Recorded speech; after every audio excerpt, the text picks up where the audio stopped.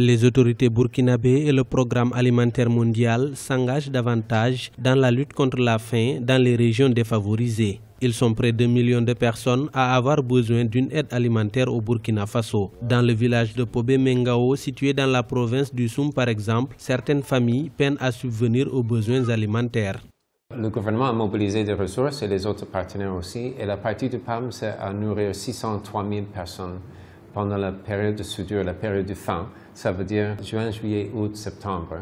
Et voilà, on a lancé ce processus de première distribution il y a quelques jours avec le ministre de l'Agriculture dans la zone qui est la zone la plus prioritaire, la zone de Soum, où il y a une grande carence alimentaire, un grand niveau de malnutrition, mais aussi c'est compliqué par l'insécurité. Depuis quelques années, le Sahel ouest africain fait face à une sécheresse accablante, accentuée par des variations climatiques cycliques. Cela a engendré la détérioration des cultures, entraînant des pénuries alimentaires, notamment dans les zones périphériques. La saison sèche, qui dure normalement de février à juin, s'étend parfois jusqu'au mois d'août par endroits. En plus de ces facteurs climatiques, l'inflation s'invite dans les marchés à cause des pénuries de céréales.